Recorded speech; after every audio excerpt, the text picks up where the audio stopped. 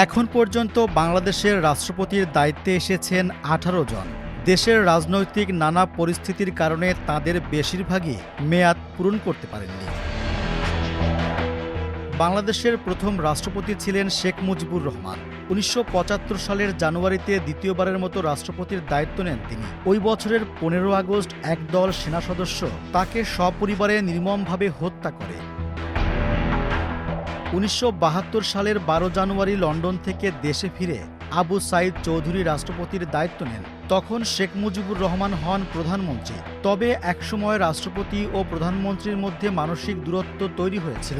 এমন প্রেক্ষাপটে রাষ্ট্রপতি আবু সাইদ চৌধুরী ১৯৭৩ সালের ২৪ ডিসেম্বর দায়িত্ব ছাড়েন।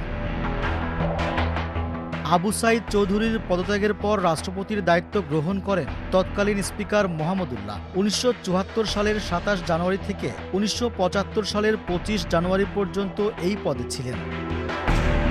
১৯৭৫ সালের ১৫ আগস্ট শেখ মুজিবুর রহমান হত্যাকাণ্ডের পর খন্দকার মোশতাক আহমদ রাষ্ট্রপতির দায়িত্ব নেন। ১৯৭৫ সালের ৩ নভেম্বর মেজর জেনারেল খালেদ মোশাররফের নেতৃত্বে একটি অভ্যুত্থানের পর ৫ নভেম্বর তাকে ক্ষমতাচ্যুত করা হয়। কাজেই তিনিও মেয়াদ পূর্ণ করতে পারেননি।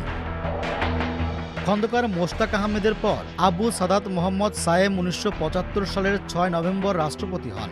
১৯৭৭ সালের ২১ এপ্রিল পর্যন্ত রাষ্ট্রপতি ছিলেন তিনি। পরে তাকে সরিয়ে বাংলাদেশের রাষ্ট্রপতি হন মেজর জেনারেল জিয়াউর রহমান। ১৯৭৮ সালের ১২ জুন পর্যন্ত দায়িত্ব পালন করেন। পরে ওই বছর নির্বাচনে জয়ী হয়ে ওই দিনেই তিনি নির্বাচিত রাষ্ট্রপতি হিসেবে নতুন করে শপথ নেন। ১৯৮১ সালের ৩০ মে চট্টগ্রামের সার্কিট হাউসে একদল সেনা কর্মকর্তা জিয়াউর রহমানকে হত্যা করে। জিয়াউর রহমান হত্যাকাণ্ডের পর বিচারপতি আব্দুস সাত্তার ১৯৮১ সালের ৩০ মে অস্থায়ী রাষ্ট্রপতি হন। এর ৬ মাসের মধ্যে রাষ্ট্রপতি হিসেবে ভোটে নির্বাচিত হন। তার ৪ মাসের মাথায় ১৯৮২ সালের ২৪ মার্চ সেনাপ্রধান হোসেন মোহাম্মদ এরশাদ সাময়িক অভ্যুত্থানের মাধ্যমে তাকে ক্ষমতাচ্যুত করেন। বাংলাদেশের তিনিই প্রথম নির্বাচিত বেসামরিক রাষ্ট্রপতি যাকে সরাসরি সামরিক অভ্যুত্থানের মাধ্যমে অপসারণ করা হয়। এরশাদ নিজেকে প্রধান সামরিক আইন প্রশাসক হিসেবে ঘোষণা করেন।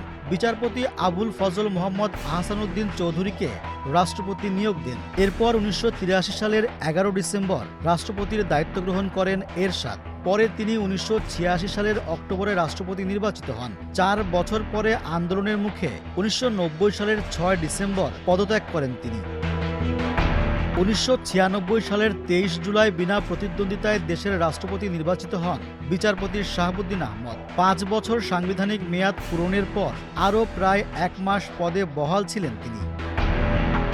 ২০০১ সালের ১৪ নভেম্বর বাংলাদেশের ১৫তম রাষ্ট্রপতি হিসেবে দায়িত্ব শুরু করেন AQM বদরুদ্দোজা চৌধুরী। মাত্র ৭ মাসের মাথায় নিজ দলের অনাস্থায় ২০০২ সালের ২১ জুন পদত্যাগ করেন তিনি।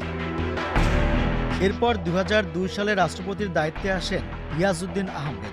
তার ৫ বছরের মেয়াদ ২০০৭ সালের সেপ্টেম্বরে শেষ হলেও টানা দায়িত্ব পালন করে যান ২০০৯ সালের ফেব্রুয়ারি পর্যন্ত। রাষ্ট্রপতির কার্যালয়ের তথ্যে এটিকে একটানা একটি মেয়াদ হিসেবে উল্লেখ করা হয়েছে।